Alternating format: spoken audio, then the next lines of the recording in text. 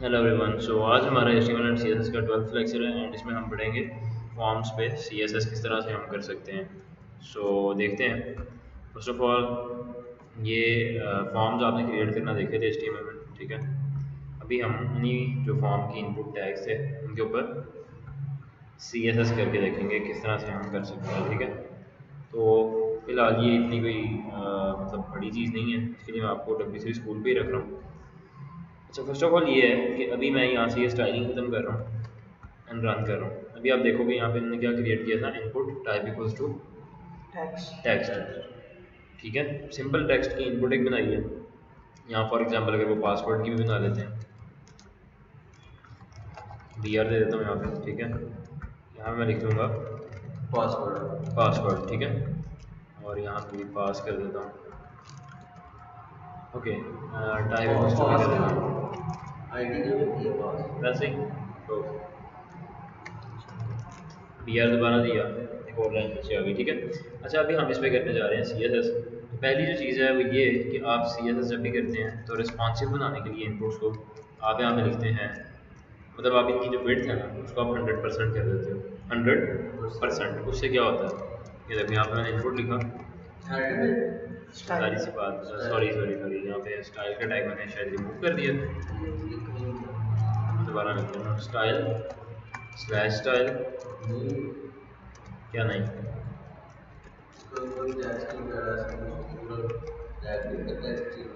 ये देखो स्टाइल का टैग आ गया। इसमें इनपुट के ऊपर हम जो है विड्थ अप्लाई कर देंगे 100%। कितने परसेंट? 100%। इससे क्या होगा, जितनी भी हमारी विड्थ होगी स्क्रीन की उसके मुताबिक वो ऑटोमेटिकली जो इनपुट है वो एडजस्ट हो जाएगी। तो अगर आपने किसी भी इनपुट को फुल विड्थ करना है, मतलब कि जितनी भी पेरेंट एलिमेंट की विड्थ है,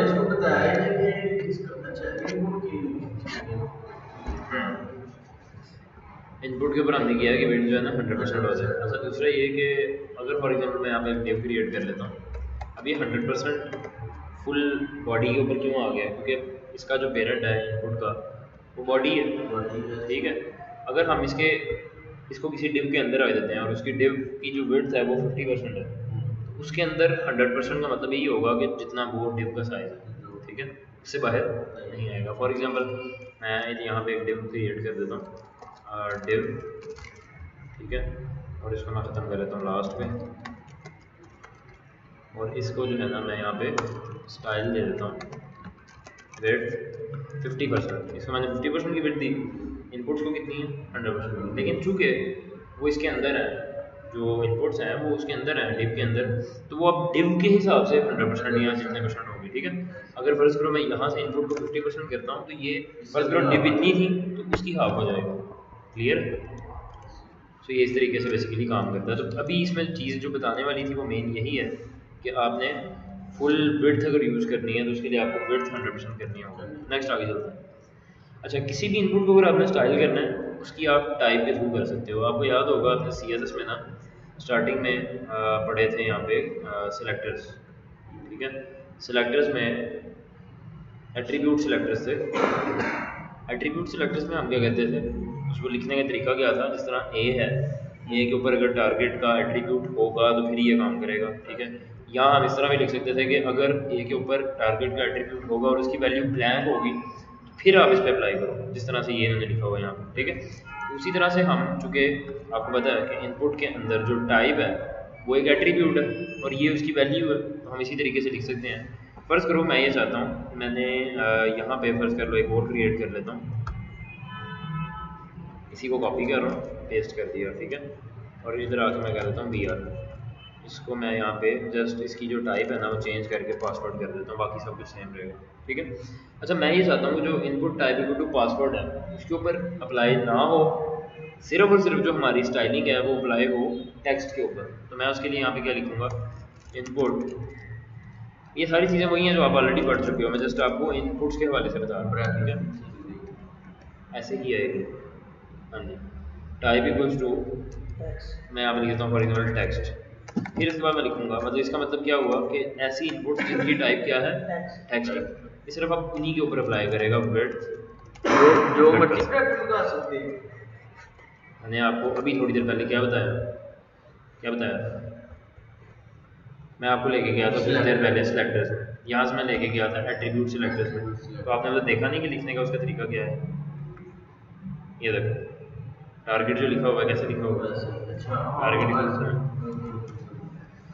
पर input type equals to text लिखने का मतलब ये है कि ऐसी इनपुट्स जिनकी टाइप क्या होगी टेक्स्ट, उनके ऊपर अप्लाई करेगा वेट सर्विस। अब आप देख रहे हो कि पासवर्ड के ऊपर वो अप्लाई नहीं कर रहा, पासवर्ड वाली जो इनपुट है उसके ऊपर वो अप्लाई नहीं कर रहा। अब क्या हुआ, अच्छा वैसे ही ठीक है, ठीक हो गया इसमें लगी इस चीज़ की। सो आप इनका यूज़ कर सकते हो इस तरीके से एट्रीब्यूट सिलेक्टर्स का। अच्छा इसके अलावा एक और चीज़ जो हमने मिस की थी HTML के अंदर जब हम HTML फॉर्म्स पढ़ रहे थे, मुझे याद नहीं रहा था आपको करवाना या जो भी है, फिर यहाँ से मैं चला जाता हूँ, कुछ भी खोल लेते हैं यहाँ से। मैं जस्ट एक वो ओपन करना चाह रहा हूँ ट्राई इट योरसेल्फ वाला विंडो। अच्छा फॉर्म्स के अंदर एक चीज़ जो हमने नहीं पढ़ी वो थी टेक्स्ट एरिया। क्या थी, फॉर्म क्रिएट कर रहा हूँ यहाँ पे स्लैश फॉर्म लिखूँगा। अच्छा टेक्स्ट एरिया क्रिएट करने के लिए आप लिखते हो टेक्स्ट एरिया और इसकी आप क्लोजिंग भी करते हो, हाँ क्लोजिंग भी करते हो इसकी। जब भी आप करोगे रन पे आप क्लिक करोगे तो इस तरह से ही आपके सामने आ जाएगी। ये किस लिए यूज़ की जाती है, मल्टीपल लाइन्स आप इसमें लिख सकते हो, देख सकते हो, देख रहे हो। इनपुट में ऐसा नहीं होता, इनपुट अगर आप बनाते हो ना input type equals to text, input type equals to वो लिमिटेड होती है, उसमें सिर्फ एक ही लाइन आती है। इसको हाइड कर कुछ भी दे सकते हैं ऐसे। हाँ इसमें हम एंटर नहीं कर सकते, वो इनपुट के अंदर एंटर नहीं हो सकता, मतलब एक ही लाइन में लिख सकते हैं। ये यूज़ की जाती है मोस्टली डिस्क्रिप्शंस के लिए, जस्ट लाइक आप देखते हो लंबी लंबी डिस्क्रिप्शंस लिखनी है उसके लिए टेक्स्ट एरिया इसको का। ऐसे बड़ा छोटा भी कर सकते हो। हाँ इस तरह भी कर सकते हो, इसका साइज़ वाला ये ख़त्म भी हो जाता है, उसके लिए भी प्रॉपर्टी है मुझे ज़हन में नहीं है। बहरहाल यहाँ पे आप इसके ना कॉलम्स एंड विड्थ भी डिफाइन कर सकते हैं। कॉल्स इक्वल्स टू मैं कर देता हूँ 20, इसकी विड्थ हाइट नहीं है, कॉल्स है, कॉल्स और रोज। मैं ऐसा करता हूँ यहाँ पे कॉल इक्वल्स टू, पता नहीं कॉल है या कॉल्स है, कॉल में मैंने पहले काम किया पीएक्स, हाँ कॉल्स ही 20 करता हूँ, इसको मैं ऐसे करता हूँ 40 और रोज इक्वल्स टू फॉर एग्जाम्पल 100, ज़्यादा हो गई है।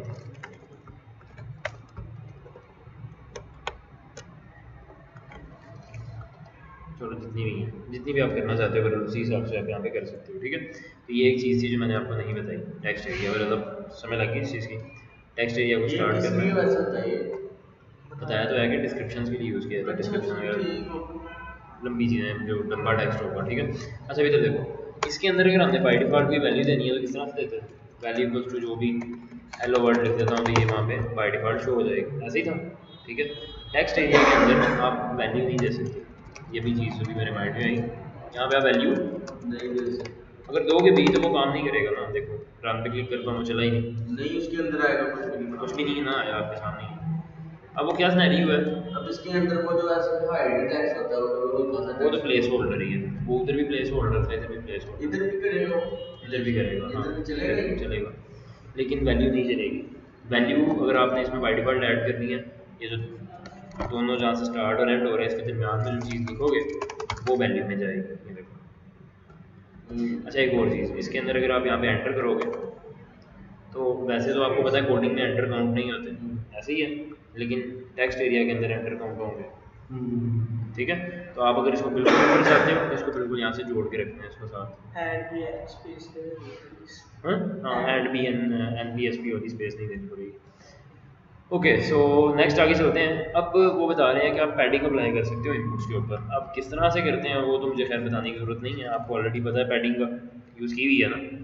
हाँ जी, हाँ देखो उन्होंने इनपुट को 12 पिक्सल पैडिंग दी है, डब्बे वाले डब्बा, हाँ जी, टॉप से और बॉटम से कितनी दी है 12 पिक्सल, और राइट और लेफ्ट से कितनी दी है 20 पिक्सल। तो अब राइट और लेफ्ट से देने से क्या हुआ है, देखो अभी हम लिखना कहाँ से स्टार्ट कर रहे हैं, यहाँ से, इसके यहाँ पे आप देख रहे हो थोड़ी सी ये स्पेस मौजूद है, ये वाली, ठीक है। तो ये जो स्पेस है ये 20 पिक्सल की है, अगर मैं इसको फॉर एग्जाम्पल 50 पिक्सल कर देता हूँ, 150 कर देता हूँ, अब आप देखोगे तो मेरा जो लिखने वाला स्नैरियो है वो आगे से स्टार्ट हो रहा है, ठीक है। इसी तरह अब ये दोनों साइड से 150 है, अगर मैं इसको फुल भर देता हूँ तो आप देख रहे हो उससे आगे वो नहीं जा रहा, क्लियर। जबकि ऊपर नीचे से जो इसकी हाइट वो पैडिंग है वो कितनी है 12 पिक्सल, समझ लगी।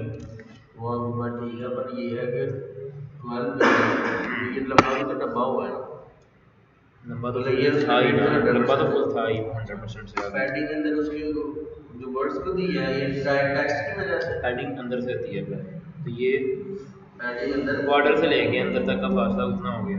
ये अप्लाई टेक्स्ट पे हो रही है क्योंकि उसने टाइप टेक्स्ट दी है ऊपर कमांड। तो ये टेक्स्ट पे ही मैं खड़ा हूँ इस वक्त। हाँ जी, तो मैं अगर डब्बे को बड़ा छोटा करना है तो उसके डब्बे का मतलब क्या है? ये जो डब्बा है ये डब्बा ही है, ये इनपुट है। इनपुट। हाँ, टाइप इक्वल्स टू टेक्स्ट है। अगर इसको बड़ा छोटा करना है वो मतलब टाइप टेक्स्ट में नहीं है इसकी सीएसएस होगी, मतलब ये क्यों क्यों? ये input type equal to text ही है। ये देखो, input type equals to text वही लिखा हुआ है कि जो input type equal to text है। पैडिंग तो टेक्स्ट पे अप्लाई हो रही है, टेक्स्ट पे नहीं हो रही, इनपुट के ऊपर हो रही है। ऐसी इनपुट जिसकी टाइप टेक्स्ट है। टेक्स्ट है। हाँ जी, की खाता सी है। उस मैं आपको बता रहा हूँ इसमें ही हो रही है ना, उस पे पैडिंग अप्लाई हो रही है, इसको बड़ा छोटा करना है, उसकी हाइट से ज्यादा कर दो, बड़ा छोटा हो बड़ा छोटा करना है। हाँ, तो ठीक, विड्थ और ठीक। हाइट इसकी अप्लाई करना है। ओके ठीक ठीक समझ लग ओके। लेकिन ये करने का फायदा नहीं है। हाँ। ठीक है, ये करते भी नहीं है ऐसे, अच्छा नहीं लगता। ऐसे ही। अच्छा, बहरहाल आगे चलते हैं। ये है बॉर्डर से आप अप्लाई कर सकते हो, बॉर्डर से अप्लाई कर सकते हो। इसका तरीकाकार बिल्कुल सेम है, बॉर्डर ही अप्लाई करना है आपने जिस तरह पहले करते थे। ये राउंड किया हुआ है, थोड़ा थोड़ा देख रहे हो यहाँ से। फिर इनने बॉर्डर रेडियस अप्लाई किया 4 पिक्सल्स का, थोड़ा कॉर्नर्स राउंड हो गया। मैंने आपको एक चीज़ ये भी बताई थी कि आप सिर्फ राइट से भी राउंड कर सकते हो। उसके लिए क्या था, अगर आप टॉप राइट जा रहे हो तो आप लिखोगे border top right radius equals to, यहाँ आप लिखोगे border bottom right radius, bottom left या टॉप लेफ्ट। ठीक है। अच्छा, ये चीज़ क्लियर हो गई। ये है कलर्ड इनपुट। क्या बता रहे हैं? Colour input. जिसने ये देखिए इनपुट ही है, इसमें मैं लिख सकता हूँ ये किस तरह से बनी है। इन्होंने ना बैकग्राउंड कलर उसको दे दिया, देख रहे हो? सिंपल बैकग्राउंड कलर का आइडिया है ना, बड़ा हुआ है ना। बड़ा हाँ, तो बैकग्राउंड कलर उन्होंने अप्लाई कर दिया और इसका जो कलर है वो क्या कर दिया, वाइट। बाई डिफॉल्ट इसका कलर क्या होता है? ब्लैक होता है। ठीक है, तो कलर वाइट कर दिया, बैकग्राउंड ये कर दी थी, ये चीज़ बनती है इस तरीके से। ठीक है, आगे चलते हैं। Focused input. फोकस्ड इनपुट में क्या है, अब आप ये देखोगे तो ये थोड़ा सा ऐसे लग रहा है जैसे ना ऑलरेडी प्रेस हुआ हुआ है, मतलब ये थोड़ा सा फोकस लग रहा है। ठीक है, अब ये उन्होंने क्या किया है, इनपुट नहीं, वो इस चीज़ की बात नहीं कर रहे, मतलब की बात नहीं कर रहे। ये देखो, जब मैं इस पर क्लिक करता हूँ तो फिर देखो क्या हो रहा है, इस पर क्लिक करता हूँ तो फिर देखो क्या हो रहा है, स्टाइल अप्लाई हो रहा है डिफरेंट, इस पर डिफरेंट हो रहा है, इस पर बैकग्राउंड हो रही है। किस तरह से कर रहे हैं, input type equals to text, उस पर जब फोकस होगा, जिस तरह आप ओवर लिखते हो उसी तरह यहाँ पे क्या लिखेंगे, फोकस। देन वो उसका बैकग्राउंड कलर कर देगा लाइट ब्लू हो रहा है। और यहाँ पे क्या लिखा है, जब फोकस होगा तो बॉर्डर लग जाएगा 3 पिक्सल का सॉलिड S555। तो वो जो भी बॉर्डर है वो अप्लाई हो रहा है यहाँ पे, आप देखो। वो तो बाद में हो रहा है, जब काम करने के बाद में। कौन से काम करने के बाद? ये इसको लाइट कैसे किया उन्होंने? ये लाइट के लिए ऊपर लिखा हुआ है ना बॉर्डर, ये। अच्छा हाँ, ऊपर वाला बॉर्डर दिया। हाँ, जब उसके ऊपर वो हो जाएगा तो फिर ट्रिपल फायर हो जाएगा। बिल्कुल ऐसे ही।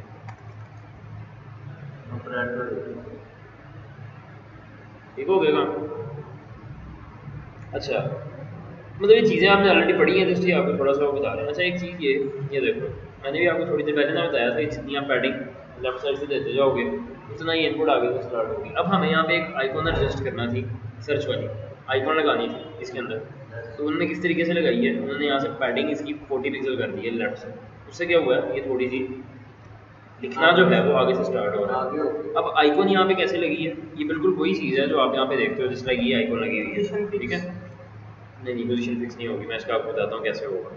ये देखो, उन्होंने क्या किया है, एक इनपुट बनाई है, टाइप इसकी क्या है, टेक्स्ट, नेम इक्वल्स टू क्या है, सर्च, और प्लेस होल्डर क्या है, सर्च। उससे क्या चीज़ बनती है वो मैं आपको दिखा देता हूँ। ये वाला कोड करने से बनती है ये चीज़, इस तरह बनती है ना इनपुट। ठीक है, अब इस पर स्टाइल क्या अप्लाई हो रहा है, उन्होंने लिखा है इनपुट टाइप इक्वल्स टू, जिसकी टेक्स्ट होगी तो इसकी टाइप क्या है, टेक्स्ट ही है ना। ठीक है, इस पर ये वाला मतलब कि स्टाइल अप्लाई होगा, क्या होगा, पहली चीज़ की उसकी जो विड्थ है वो 100% हो जाएगी, हो गई। दूसरी चीज़ वो क्या कर रहे हैं, box sizing border box, box sizing, border box. Box sizing देख लेते हैं क्या सिनेरियो है। CSS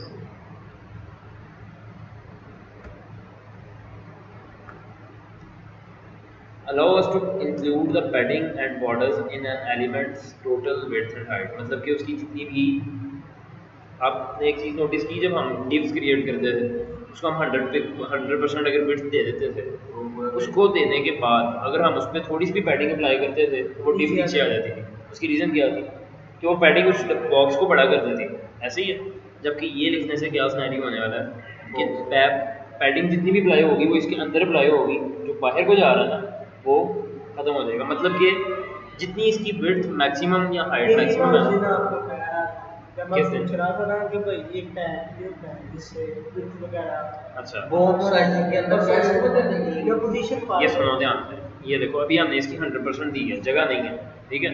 इसकी अगर मैं पैडिंग दूंगा इससे बड़ा होना है, बड़ा होगा तो ये नीचे आ जाएगा, क्योंकि बाद 100% से ऊपर तो एक जगह पे जगह ही होती नहीं है, नीचे आ जाएगा। जबकि अभी हम अगर ये लिखेंगे ना तो ये इसकी जितनी विड्थ और हाइट है पैडिंग देगा, लेकिन उसी के अंदर देगा। पैडिंग तो हम खुद देंगे ना यहाँ पे बाद में, ये जिस तरह पैडिंग दी हुई है इसको यहाँ से कट कर देता हूँ। देखो पैडिंग दी है, अगर मैं इसको हटा देता हूँ ना border box, so let's see इसने वो बड़ा कर दिया, देखा बाहर चला गया ना। अब क्या हुआ है, अगर बॉर्डर बॉक्स करता हूँ तो वो उसको उतनी ही विड्थ के अंदर अंदर ही कवर कर रहा है जितनी हमने उसको दी हुई है, समझ लगी। अच्छा आगे चलते हैं, इसमें आगे हमने क्या अप्लाई किया है, बॉर्डर अप्लाई किया है। बॉर्डर से क्या होगा देखते हैं, बॉर्डर लग गया, देखा आपने वो मदम सा साइड पे बॉर्डर लग गया। इसको मैं थोड़ा नज़र आने के लिए कर देता हूँ, रन पे क्लिक किया, ये ब्लू हो गया, ठीक है। आगे हमने क्या किया, बॉर्डर रेडियस अप्लाई किया 4 पिक्सल्स का, यहाँ पर 10 पिक्सल्स कर देता हूँ। देख रहे हो बॉर्डर रेडियस भी अप्लाई हो गया, ठीक है। अब मैं यहाँ से ये फॉन्ट साइज उन्होंने किया 16 पिक्सल, अभी मैं इसको रन पे क्लिक नहीं कर रहा, ये देखो अभी फॉन्ट साइज ये है। 16 पिक्सल करने के बाद क्या होता है, ये देखो क्या हुआ, फॉन्ट साइज बड़ा हो गया, ठीक है। अच्छा मैं एक और प्रॉपर्टी यहाँ पे ऐड कर देता हूँ, फॉन्ट वेट बोल्डर कर देता हूँ फॉर एग्जांपल। इससे क्या होगा, बोल्ड हो जाएगा। देख रहे हो टेक्स्ट जो आ रहा है वो बोल्ड आ रहा है। और वेट इटैलिक वगैरह भी कर सकते हैं। नहीं फॉन्ट वेट सिर्फ बोल्डर होता है या बोल्ड होता है, सिर्फ बोल्ड या बोल्डर, ठीक है। अच्छा यहाँ पे आएंगे, बैकग्राउंड कलर इन्होंने क्या दिया हुआ है, वाइट। देने का कोई ताल्लुक नहीं है, अगर आप दे भी दोगे सेम ही आपका पास वो आएगा, क्या बोलते हैं रिजल्ट ऑलरेडी वाइट है। अच्छा पर बैकग्राउंड इमेज, इनपुट की बैकग्राउंड इमेज दी गई है एक तस्वीर जो इनके कहीं सिस्टम में पड़ी हुई है, सर्च आइकॉन डॉट png, वही वाली तस्वीर जो आपको यहाँ पे शो हो रही थी, ये क्या दी गई है एज अ बैकग्राउंड इमेज। अच्छा अभी मैं ये दो चीज़ें ख़त्म कर रहा हूँ, अब आप देखोगे इमेज आती कहाँ पे, ये थी इमेज बैकग्राउंड पे तो लग गई उसके, लेकिन वो क्या हुआ है हर जगह पे लग गई है, मतलब आप देख रहे हो और रिपीट हो रही है। तो रिपीट के लिए हम क्या लिखते हैं, बैकग्राउंड रिपीट नो रिपीट। तो आई थिंक इन्होंने लिखा होगा ये बैकग्राउंड रिपीट नो रिपीट। अगर मैं ये लिखूंगा तो इससे वो बैकग्राउंड जो रिपीट हो रही है वो खत्म हो जाएगी, एक बार सिर्फ एक दफ़ा आएगी। और अब मुझे इसकी पोजीशन सेट करनी है, मतलब मैंने इसको इधर करके लाना है, तो मैं ये अप्लाई कर दूँगा बैकग्राउंड पोजीशन। अब इसका क्या मतलब है, मतलब कि 10 पिक्सल टॉप से आ जाएगी नीचे को और 10 पिक्सल इधर से इस साइड पे, मतलब लेफ्ट से राइट पे आ जाएगी। सो लेट्स सी ये चीज़ अब समझ लगी किस तरह से क्रिएट होता है। और दूसरा एक और चीज़ जो मैं यहाँ पे मिस कर गया आई थिंक, वो ये थी, ये हमने यहाँ पे 40 पिक्सल दी हुई है। अगर फर्ज करो इसको मैं नहीं देता, मैं इसको 0 पिक्सल कर देता हूँ, तो फिर क्या होगा, टेक्स्ट यहाँ से स्टार्ट होगा, ठीक है। लेफ्ट से हमें पैडिंग देनी पड़ेगी इस इनपुट को, ताकि टेक्स्ट जो है वो थोड़ा सा आगे से स्टार्ट हो, इतना आगे से स्टार्ट हो जब भी आइकॉन ख़त्म हो जाए उसके बाद से स्टार्ट हो। समझ लगी इस चीज़ क्लियर, कोई क्वेश्चन है तो भी आप इसमें पूछो। ओके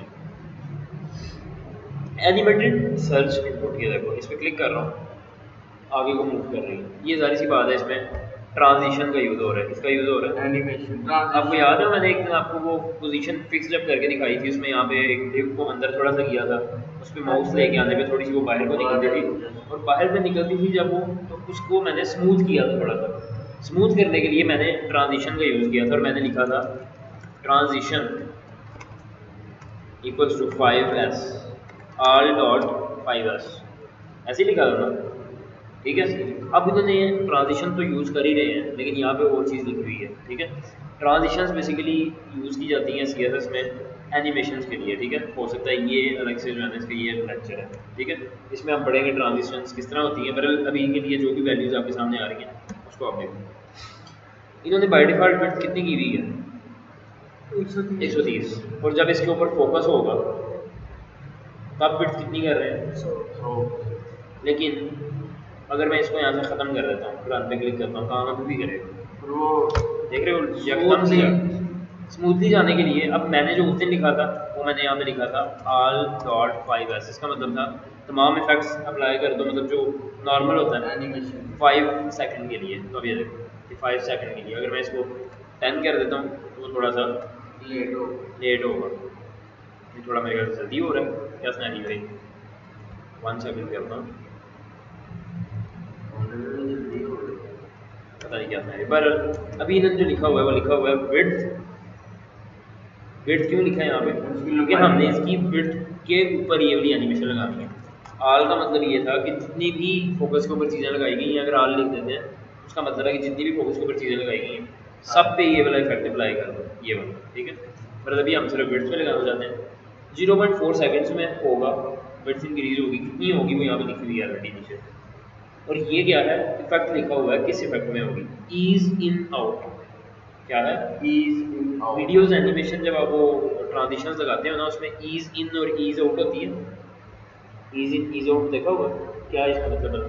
कैपकट वगैरह में कैपकट मैं आपको बताता हूँ। ईज इन में ये होता है, मैं आपको अंदर बल्कि दिखा देता हूँ, रुको रुको, लड़ना नहीं है। इन अंदर आउट बाहर ईज वो समय लग गई, वो तो बच्चियां ने भी बताया। क्यों क्या कहती है जब बारिश आती है पानी इधर ध्यान से देखो, ये लीनियर है, दोबारा रन कर रहा हूँ, ये देखो इसमें मैं माउस लेके जा रहा हूँ, लीनियर है, मतलब कि एक ही स्पीड से वो कांस्टेंट स्पीड से मूव कर रहा है। ईज में क्या है? इसमें देखो, इसमें देखो, इसमें फर्क देखो, ये थोड़ा स्पीड से गया, स्पीड से गया, दोनों ही स्मूथ है। ये देखो ये स्लो ऊपर वाला नीचे स्लो नहीं है। अब सुनो हो क्या रहा है, हो क्या रहा है वो सुनो। लीनियर पे अगर मैं क्लिक करता हूँ तो वो सेम स्पीड के साथ मूव कर रहा है। ईज में क्या है? वो स्टार्टिंग में और एंडिंग में दोनों जगह पे तेज थोड़ा सा मूव करता है, दरमियान में स्लो हो जाता है। ईज इन में ये है कि स्टार्टिंग में वो थोड़ा सा तेज रहेगा, बाद में जाकर वो स्लो हो जाएगा। ईज आउट में क्या है? लास्ट के ऊपर थोड़ा तेज होगा, स्टार्टिंग में स्लो रहेगा, आहिस्ता आहिस्ता जाएगा वहाँ पे, लास्ट में जाकर थोड़ी सी स्पीड पकड़ लेगा। मैं इसको आपको लास्ट पे जाकर स्लो हो जाएगा। इनमें तो वो स्पीड पकड़ेगा, आउट में एक मिनट रुको, मैं इसकी एग्जांपल दिखाता हूँ, इतना उसमें नहीं लगनी आपको। जेएस के थ्रू एक एग्जांपल बताने लगा, अगर तो मुझे मिल गई तो।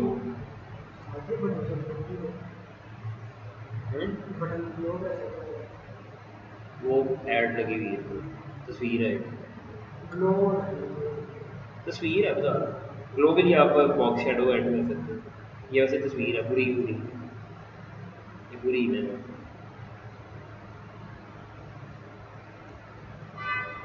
अच्छा हम ऐसा करते हैं, यहाँ पे जावा स्क्रिप्ट लिखेंगे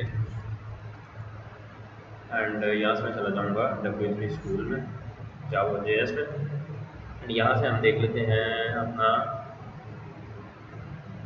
क्या बोलते हैं उसको, एनिमेशन या ट्रांजिशन जो हो।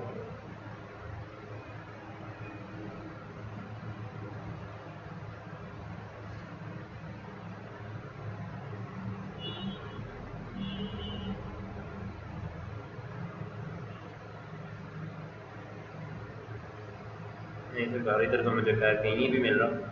पर जो मैं भी आपको एग्जांपल दिखाने वाला था उसमें ये सिनेरियो होता है कि ऑटोमेटिकली जो है ना सारी मोटिव्स मूव करती हैं और उससे आपको अंदाज़ा हो जाता है कि किस तरह से। बहरहाल ये डिफरेंट इफेक्ट्स हैं, एक में स्टार्टिंग में स्लो है, एक में लास्ट में स्लो है, इस तरह करके जो है ना वो चल रहा है। बहरहाल वो उन्होंने यहाँ पे उसका नाम लिखा हुआ है, इतनी चीज़ क्लियर है, ठीक है। रन पे क्लिक करते हैं, इस पर क्लिक करेंगे, फोकस करेंगे तो ये उसी हेड के साथ काम करेगा, इसमें लगी चीज़। आगे चलते हैं, स्टाइलिंग टेक्स्ट एरिया भी बड़ा थोड़ी देर पहले। अच्छा ये है, ये आप देख रहे हो जो कि आपने पूछा था कि क्या हम इसको बड़ा छोटा भी कर सकते हैं, और मैंने आपको बोला था कि इसको ख़त्म भी किया जा सकता है। उसके लिए क्या सिनेरियो है, रिसाइज का एक एट्रीब्यूट है, resize equals to none sorry property है CSS में। अगर हम यहाँ पे रिसाइज को ख़त्म कर देते हैं यहाँ से इस प्रॉपर्टी को, तो ये देखो अभी हम इसको बड़ा छोटा कर सकते हैं अपनी मर्जी से, लेकिन जब हम यहाँ पे रिसाइज नन लिख देंगे इसमें वो वाली ऑप्शन ख़त्म हो जाएगी, ठीक है। बाकी इसके अलावा भी लेकिन जब हम इसको बंद कर देंगे तो यहाँ तक आगे टेक्स्ट भी खत्म हो जाएगा, उससे आगे लिखा जाएगा। ये मैंने आपको बताया मल्टीपल के लिए। आपके जो मैसेजिंग व्हाट्सएप वगैरह पे ये जो यहाँ पे मैसेज लिखा हुआ है ये भी टेक्स्ट एरिया ही लगा हुआ है, देख रहे हो बड़ा होता जा रहा है जो मैं करता जा रहा हूँ वो बड़ा होता जा रहा है। हाँ, सो अगर मैं यहाँ पे आता हूँ, इधर आकर मैं ये पेस्ट करता हूँ, देख रहे हो वो साथ में स्क्रॉल बार ऐड हो रहा है। ठीक हो तो समझ आ क्लियर हो गया, ये मल्टीपल लाइन से किया था। बहरहाल आगे चलते हैं यहाँ, स्टाइलिंग मेथड। सिलेक्ट पढ़ा था, सिलेक्ट उसके अंदर ऑप्शंस, ठीक है। तो उनको भी हम स्टाइल कर सकते हैं। इन्होंने सिंपल कुछ भी ये भी नहीं किया, इन्होंने क्या किया कि विड्थ दी है, हेडिंग दी है थोड़ी सी, और बॉर्डर ख़त्म कर दिया, बैकग्राउंड कलर दे दिया, बॉर्डर रेडियस अप्लाई कर दी। ये 4-5 चीज़ें अप्लाई करके ये आपके सामने इस तरह से आ रही है। जबकि अगर मैं ये सारी चीज़ को अगर इधर से रिमूव करता हूँ तो ये आपको पहले कुछ इस तरह से दिखता था जब आप आम तौर पे बनाते थे HTML के अंदर। अब आप देख रहे हो स्टाइल करके वो कितना प्यारा लग रहा है या खूबसूरत लग रहा है, ठीक है। ठीक हो yes, styling input buttons. Button जो है ना, या तो फिर इस तरह से यूज़ करते हो आप, अक्सर बार राउंडेड भी होते हैं, मतलब साइडों पे बॉर्डर रेडियस अप्लाई होता है, या तो फिर आप इनको ब्लॉक कर देते हो। ब्लॉक का मतलब क्या है, बड़े, इनको आप विड्थ दे देते हो 100%। 100% वाले बटन्स जो हैं वो भी काम करते हैं, जस्ट लाइक इसमें तो खैर कोई भी नहीं है, ये जो इन्होंने ऊपर बनाया हुआ ये लिखा भी हुआ है use width 100% for full width buttons, okay. Responsive form में चलते हैं हम। देखो रिस्पॉन्सिव फॉर्म क्या है बेसिकली, बल्कि इसको भी आप छोड़ो। रिस्पॉन्सिव फॉर्म आप ये समझ लो हम बना सकते हैं, जिस लाइक ये देखो इन्होंने एक साइड पे ये लिख दिया, एक साइड पे ये लिख दिया। रिस्पॉन्सिव का मतलब होता है किसी भी डिवाइस के अंदर हमारा फॉर्म जाएगा तो वो उसी डिवाइस के हिसाब से एक्ट करेगा। छोटी डिवाइस में जा रहा है तो अपने आप को चेंज कर लेगा छोटी डिवाइस के हिसाब से, और अगर बड़ी डिवाइस में है तो फिर उस हिसाब से शो होगा, ठीक है। ये हम काम करेंगे मीडिया क्वेरीज के अंदर, ये लिखा हुआ है ना। सो मीडिया क्वेरीज का आगे यहाँ पे होगा ये चीज़, और मीडिया क्वेरीज भी आजकल हम खैर यूज़ नहीं करते, हम इसके लिए बूटस्ट्रैप का यूज़ करेंगे जो हम नेक्स्ट पढ़ेंगे CSS के बाद। लेकिन मीडिया क्वेरीज भी हम देखेंगे किस तरह से काम करते हैं। क्लियर हो गया। सो ये था हमारा फॉर्म का जो स्टाइल, आप इस पर किस तरह से कर सकते हो, ठीक है। अच्छा काउंटर्स फिलहाल के लिए आपको चाहिए नहीं है, बल्कि मैंने आपको शायद लास्ट टाइम भी बताया था 1 2 3 ऑटोमेटिकली लिखा जा रहा है, ठीक है। किस तरह काम करते हैं देख लेते हैं।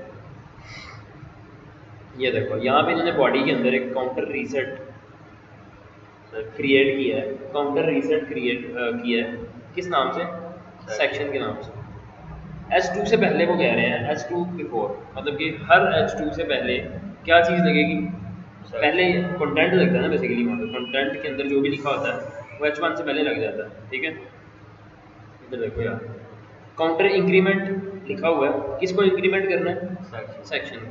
इंक्रीमेंट का मतलब होता है ज़्यादा करना, ठीक है।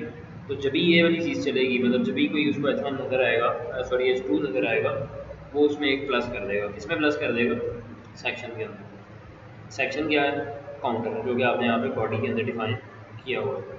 आगे वो क्या कर रहे हैं, कंटेंट में क्या डालना है, सेक्शन। फर्ज करो सेक्शन अगर लिखते हैं हम यहाँ पे तो सिर्फ ये चीज़ लग जानी चाहिए इस तरह सेक्शन। अब उन्होंने क्या लिखा हुआ है,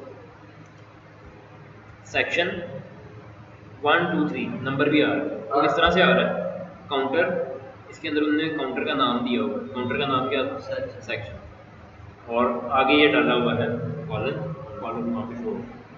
तो इस तरीके से आप यहाँ पे काउंटर्स बना सकते हो। फिलहाल ज़्यादातर ये वाला जो काम है आप करते हो JS के थ्रू या PHP के थ्रू, ये वाला जहाँ पे नंबर वगैरह चेंज करना होते हैं। अगर आपको कभी ज़रूरत पड़ी जाती है इसकी तो स्टिल आप इसका यूज़ कर सकते हो काउंटर्स का। अच्छा इसके बाद हमारा है यहाँ पे वेबसाइट लेआउट यूनिट्स। मैं डायरेक्टली आपको लेके आ रहा हूँ एक इस चीज़ पे, इम्पोर्टेंट भी होगा। इससे पहले हम कर लेते हैं स्पेसिफिसिटी। क्या करेंगे? इसमें कोई ऐसा कोई चीज़ नहीं है, आप समझ लो कि आपकी CSS अभी तक काफ़ी हद तक क्लियर हो चुकी हुई है। एडवांस के अंदर जो है ना हम इसमें देखेंगे एनिमेशंस वगैरह के बारे में, टेक्स्ट हम किस तरह से वो 2D या 3D बना सकते हैं, इस चीज़ों के बारे में। बहरहाल अभी के लिए जो हम स्पेसिफिसिटी पढ़ने वाले हैं इसमें मैं जस्ट आपको थ्योरेटिकली बताऊंगा, आपने वो चीज़ अपने माइंड में बिठानी है, ठीक है?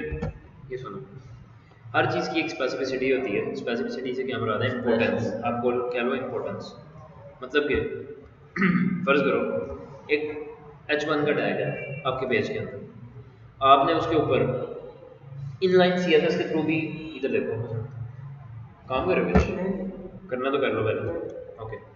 आपने फ़र्ज़ करो पेज के अंदर H1 एक दिया हुआ है, उस H1 का कलर करना है रेड। क्या कलर करना है? रेड। आप यूज़ करते हो इनलाइन CSS को, मतलब कि आप ऐसा करते हो, मैं आपको दिखा देता हूँ। ये देखो यहाँ पे हमने सॉरी पहले मैं इस फाइल को क्रिएट कर लेता हूँ डेस्कटॉप पे, माई फाइल डॉट HTML के नाम से।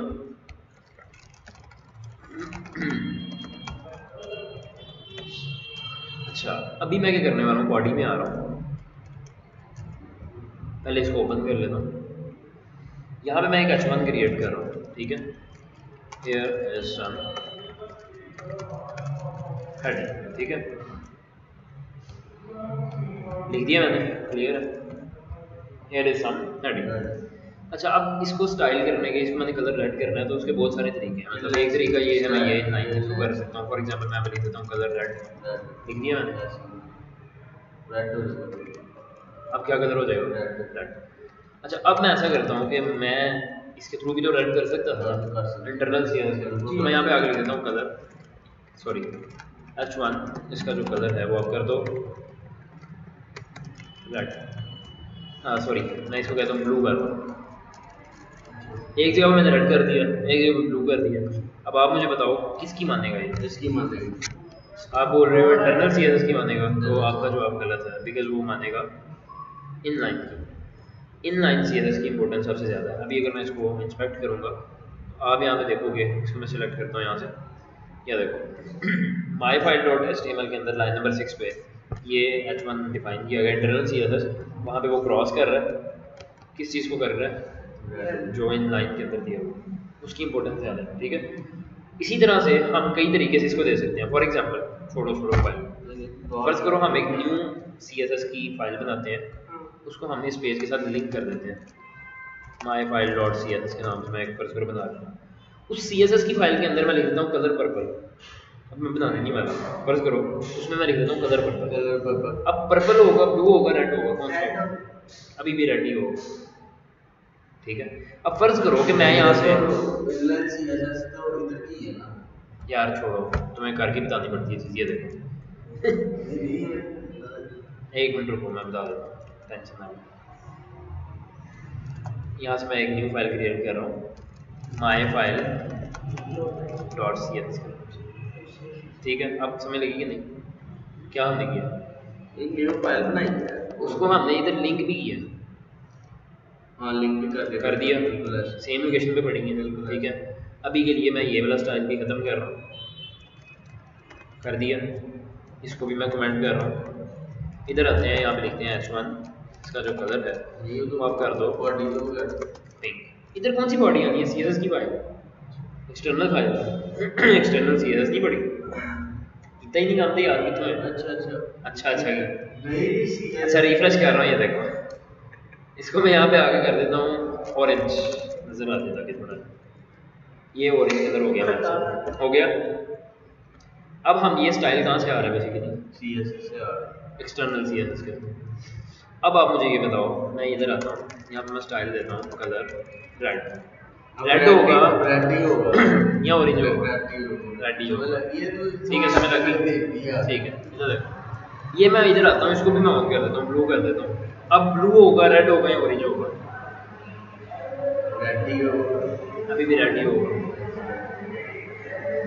अच्छा, अब अगला क्वेश्चन ये है कि अगर मैं इसको यहाँ से खत्म कर देता हूँ, अब कौन सा होगा? अभी अगर आप नोटिस करोगे, अब मुझे बताओ कौन सा होगा? अभी मैंने यहाँ पे स्टाइल कर दिया, एक यहाँ पे स्टाइल है, एक यहाँ पे, मैंने वो खत्म कर दिया, अब कौन सा होगा? ब्लू क्योंकि जो इंटरनल CSS है उसकी इंपॉर्टेंस इससे ज़्यादा है। समझ लगी? अब मैं आपसे एक और क्वेश्चन पूछता हूँ। मैं एक और CSS की फाइल क्रिएट कर रहा हूँ इधर myfile2.css के नाम से। इसी यहाँ से कोड को कॉपी करता हूँ, इधर भी पेस्ट है, इधर ऑरेंज है, इधर मैं कर देता हूँ फॉर एग्जांपल ग्रीन कर देता हूँ। ठीक है, इस फाइल को भी मैं यहाँ पे लिंक कर देता हूँ। फाइल 2 भी लिंक हो गई, फाइल माई फाइल भी लिंक हो गई। ठीक है, अब मुझे आप बताओ कौन सा होगा? ब्लू होगा, ब्लू चलेगा यार, चलने ग्रीन होगा या ऑरेंज होगा? चलने ब्लू हो गया। अब मैं अगर इसको कमेंट कर देता हूँ इस कलर को, अब इन दोनों में से कौन सा कलर होगा? माय फाइल ऑरेंज होगा या ग्रीन होगा? आप क्या कहते हो? ऑरेंज। उसकी रीजन क्या है? क्योंकि पहले वो आ रहा है, उसका पाथ आ रहा है, उसके बाद वो वाली फाइल माई फाइल आ रही है। देखो दोनों में एक ही चीज़ है। अब अगर मैं इसी फाइल को यहाँ से पकड़ के नीचे कर देता हूँ, फाइल 2 नीचे कर दी, फाइल वाले का लिंक ऊपर कर दिया, अब कलर ग्रीन हो जाएगा।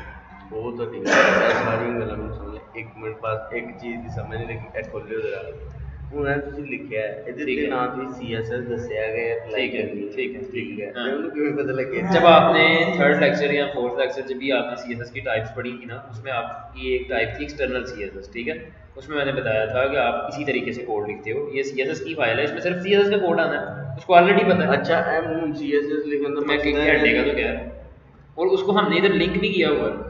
हाँ लेकिन असल में थर्ड लेक्चर से इतना नहीं किया जिसके अंदर वो बताया गया। लिंक लिंक वाला मैंने लेक्चर बड़े जबरदस्त तरीके से फिर नहीं ना हुआ जबरदस्त तरीके से, यही तो मसला हुआ है। लिंक जिसको करना है फाइल को, उसके अंदर क्या लिखोगे? CSS का कोड ही तो लिखोगे। पर मैंने वो आपकी बात ठीक, इसका मुझे नहीं था मतलब मैंने वैसे ही HTML लिख दिए नहीं HTML नहीं लिखते, मैंने वैसे ही आपको CSS लिख दिया नहीं सरकार, मैंने आपको तो एग्जांपल करके दिया। अच्छा ठीक है Example अब भी समझ बताइए। लो कि ये CSS के स्टाइल के अंदर लिखा जाए ऐसे ही है। जिस तरह ये स्टाइल के टैग के अंदर नहीं लिखते, उसी तरह समझ लो यहाँ पे लिखा समझ जाए। आ गई हालांकि अच्छा, पर एक चीज़ आपको समझ लगी, डिफरेंट जगह पे डिफरेंट कोड लिखने से डिफरेंट तरह की इंपॉर्टेंस है। अच्छा मैं एक और भी आपसे क्वेश्चन पूछ लेता हूँ। ये देखो यहाँ पे हमने H1 के थ्रू इसका कलर ब्लू कर रहे हैं, माई फाइल 2 के थ्रू इसका कलर ग्रीन कर रहे हैं, माई फाइल डॉट CSS के थ्रू इसका कलर ऑरेंज कर रहे हैं। ठीक है, मैं इसमें एक क्लास दे देता हूँ माई हेडिंग के नाम से। अब मैं यहाँ पे डॉट माई हेडिंग लिख लेता हूँ और इसको मैं कलर कर देता हूँ पिंक। कर दें? कौन सा करना है? पिंक कर देता हूँ। अच्छा अब कौन सा कलर होगा? पिंक होगा, क्योंकि जो क्लास है, क्लास की स्पेसिफिसिटी टैग नेम से ज़्यादा है, क्लास की इंपॉर्टेंस जो है टैग से ज़्यादा है। अच्छा अब सुनो एक और चीज़, एक चीज़ जो मैं अभी बताने वाला हूँ वो ये, अगर मैं यहाँ पे लिख देता हूँ साइन ऑफ एक्सक्लेमेशन इम्पोर्टेंट, इसका मतलब है कि ये चीज़ इंपॉर्टेंट है, उसने हर चीज़ छोड़ के इसको कवर अप करना है। ठीक समझ लगी? अच्छा अब अगला क्वेश्चन एक और है, अगर दो चीज़ें इंपॉर्टेंट है उसमें से वो कौन सी पकड़ेगा? उसमें अब वो पुराने रूल पे फिर से आ जाएगा कि वो दोनों का वो इफेक्ट कैंसिल हो गया। ठीक है, अब वो पिंक पकड़ेगा क्योंकि क्लास की बॉर्डर है इसमें लग रही है। अब ये इतने सारे मुझे रफड़ करने का फ़ायदा ये था, इतनी वो आपको गुंजलों में डालने का फ़ायदा ये था, आपको पता लगे किस चीज़ की इंपॉर्टेंस ज़्यादा है। आईडी के थ्रू करोगे स्टाइल, वो माना जाएगा ज़्यादा, मतलब अगर पहले से स्टाइल किया गया है तो फिर आईडी के थ्रू करोगे, CSS वो क्लास के थ्रू करोगे, कैसे करोगे? पर अब ये सुनो, क्लास ज़्यादा, मैं आप जो बताने वाला हूँ वो क्लास की इंपॉर्टेंस ज़्यादा। स्पेसिफिसिटी क्या है? पहले एग्जांपल उन्होंने ये बताई, दूसरी एग्जांपल में वो क्या कर रहे हैं, क्लास यूज़ कर रहे हैं, मतलब डिफरेंट उन्होंने एग्जांपल बताई। मैं इसको नहीं, इस पर नहीं मैं आ रहा, हायरार्की समझते हैं हम डायरेक्टली आगे, क्योंकि मैं ये वाली जो ऊपर चीज़ें उन्होंने बताई हैं वो ऑलरेडी आपको बता चुका हूँ कि इसी तरीके से डिफरेंट तरह से होता है। स्पेसिफिसिटी हायरार्की इसमें क्या है, ये देखो इनलाइन स्टाइल्स, पहली चीज़ के इनलाइन स्टाइल्स के थ्रू भी आप कर सकते हो, आईडीज़ के थ्रू भी कर सकते हो, classes, pseudo classes, attribute selectors, इनके थ्रू भी आप कर सकते हो। इनको एक कैटेगरी में रखा गया है, और लास्ट वाली कैटेगरी में जो एलिमेंट्स के थ्रू करते हो या सूडो एलिमेंट्स के थ्रू करते हो उनको रखा गया। अब सुनो, जो खाली सिलेक्टर है, मतलब कि जो टैग नेम के थ्रू है टैग नेम मतलब पैराग्राफ हो गया, H1 हो गया, H2 हो गया, टैग नेम के थ्रू हम स्टाइल कर रहे हैं, तो उसकी स्पेसिफिसिटी की आप समझ लो इंपॉर्टेंस है 1। उसकी कितनी इंपॉर्टेंस है? 1। मतलब कि हम यहाँ पे लिख देते हैं टैग नेम की जो इंपॉर्टेंस है वो कितनी है?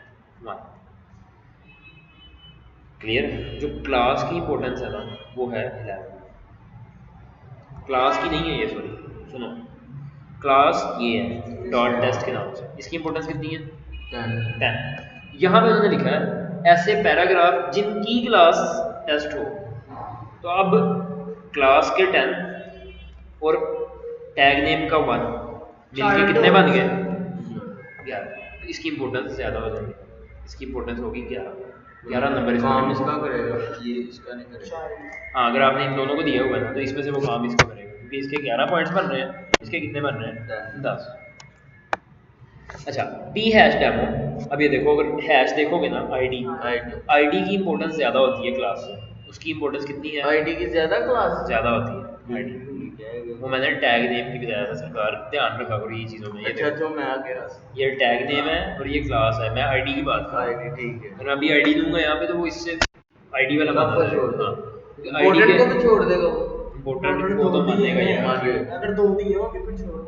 2 दिए होंगे, समझ रहे हो ना वो चीज़ ऐसे करने लगती है। अच्छा आईडी दी हुई है ना, कितनी दी है स्पेसिफिसिटी वैल्यू 100 दी हुई है। अब यहाँ पे पी हैश डेमो इसका मतलब है 101, टैग नेम भी आ गया इसकी 1 और 100 कितनी आ गई 101, ठीक है। बहरहाल इसकी और इसके अंदर अगर बात होगी तो मानी जाएगी इसकी, ठीक है। आगे चलते हैं, इनलाइन स्टाइल, इसकी इंपॉर्टेंस कितनी है, मतलब कि जो मर्जी कर लो, अगर तुसी ਇੱਥੇ ਤੁਸੀਂ ਬਾਤ ਕਰਨਾ स्टाइल ਉੱਥੇ भाई इंपॉर्टेंट भी कहते रहो, ऐ नहीं डरन वाला। ये 1000 पॉइंट्स हैं इसके, ठीक है। ये केले सब पे भारी है इसमें, क्या बात। ये जो है ना, अच्छा आगे चलते हैं, पहले तरतीब से चलते हैं। हैश डेमो इसकी समझ लगी, क्लास की भी लग गई। अच्छा अब ये सुना, ये क्या है, ऐसा पी जिसके ऊपर टेस्ट 1 भी होगा और टेस्ट 2 भी होगा, इसकी है 20, क्योंकि 2 क्लासेस आ रही हैं। क्लास की कितनी होती है 10 और 10 कितनी होगी 20 और 1 होगी पी कितनी होगी 21 इंपॉर्टेंस होगी। तो इसमें से ये चीज़ ज़्यादा इंपॉर्टेंट है। अच्छा हैश नेम पर स्पेस डाली हुई है, क्या डाली है स्पेस। हाँ, तो ये जो स्पेस मतलब कॉम्बिनेटर सेलेक्टर्स हैं, पी हैश डेमो, इसके अंदर जो मतलब इसका मतलब क्या है कि नेम बार के अंदर पी ऐसे पी जिनका आईडी डेमो है, इनकी इंपॉर्टेंस बन रही है 201। किस तरीके से 100 बन रही है आईडी की, आईडी पी की बन रही है 1 1 और जो डेमो है इसकी कितनी बन रही है 100 210। ठीक है। अच्छा ये जो यूनिवर्सल है, आपने उस दिन मुझसे मैंने आपको ना एक दफ़ा ये बोला था कि अगर आप चाहते हो कि हर चीज़ की पैडिंग शेडिंग कम करनी है तमाम एलिमेंट्स की, तो आप ये स्टैटिक डाल के यहाँ पे लिख सकते हो पैडिंग भी 0 कर दो, पैडिंग भी 0 कर दो, एंड देन मार्जिन भी आप क्या कर दो 0 पिक्सल कर दो, सब तो ये सब के ऊपर अप्लाई हो जाएगा। अब आपने मुझसे ये पूछा था, हसन ने पूछा था मुझसे कि क्या जो बाकी की एलिमेंट्स हैं जिसपे हम खुद पैडिंग करना चाहते हैं वो पैडिंग फिर क्या होगा उसको, वो भी 0 हो जाएगी। तो मैंने इसको बोला कि नहीं, जब आप वो करोगे तो वो वाली इससे रिप्लेस हो जाएगी। नहीं अगर हमने पहले से हमने ऐड बस मैं सिंपल कर दूं काम करना, बाद में मेरा कोई मसला आ गया, मैं चाहता हूँ सबकी 0 हो जाए, मैं इसको दूंगा वो तो फिर सबकी 0 हो जाएगी। नहीं ना होगी, मैं वही बताता हूँ, 2 जगह पे आ गई, यहाँ पे आप पैडिंग 0 दे रहे हो, वहाँ पे फर्स्ट आप 10 पिक्सल दे रहे हो, ठीक है। अब इन दोनों का टकराव है, एक इसका और एक उस दूसरी चीज़ का, इसकी इंपॉर्टेंस सबसे कम है, इसकी इंपॉर्टेंस है 0, मतलब 1 इंपॉर्टेंस भी हुई, मतलब वो वाली चलेगी, ये चीज़ नेगलेक्ट हो जाएगी। ये तब चलेगी जब सारा कुछ भी डिफाइन नहीं, सिर्फ ये डिफाइन है, समझ लगी। सो ये थी स्पेसिफिसिटी, होप करता हूँ कि आपको उसमें लगी होगी इस चीज़, क्या ख्याल है, समझ लगी। इसके बाद है हमारे पास जो मैंने आपको भी थोड़ी देर पहले बताया था इम्पोर्टेंट का टैग, इम्पोर्टेंट जो आप लिखते हो यहाँ पे, ठीक है। इम्पोर्टेंट यही है कि सारे नहीं छट गया जी मान लो कहना, ठीक है, उसको आपने बना दिया इम्पोर्टेंट। अब ये देखो ये वही वाली चीज़ मेरे वाली बता रहे हैं, अब 3 इंपॉर्टेंट है, उसमें से वो किसकी मानेगी, इसमें से मुझे बताओ मोशन किसकी मानेगी, ये तीनों इंपॉर्टेंट उन्होंने कर दिया। फर्ज करो इनमें से एक होता फिर तो ब्लू की मान दी, ठीक है। अब तीनों इंपॉर्टेंट है, किसकी मानेंगे बताओ, आईडी दी मनेगा या आईडी कहते बिल्कुल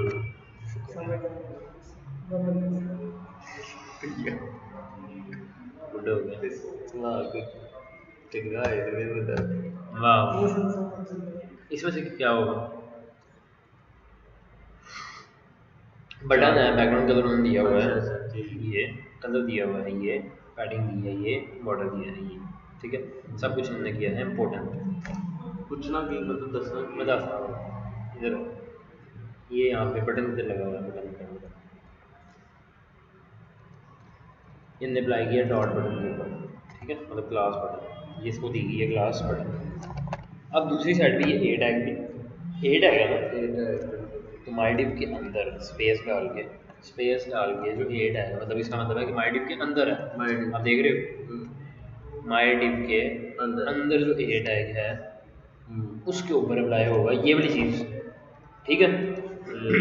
मतलब कि इसकी तो बात ही ना हो रही, इसकी बात हो रही है ऊपर बटन में, बिल्कुल। और जो ये वाली बात हम कर रहे हैं ना माई डिव के अंदर जो ए के टैग है उसमें किसकी बात हो रही है, इनकी, क्लियर। लेकिन यहाँ पे भी इसको भी ग्लास बटन दी गई है, ये जो लास्ट वाला बटन है।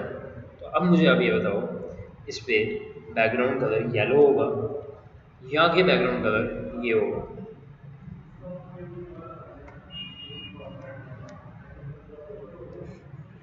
टाइम नहीं है, जल्दी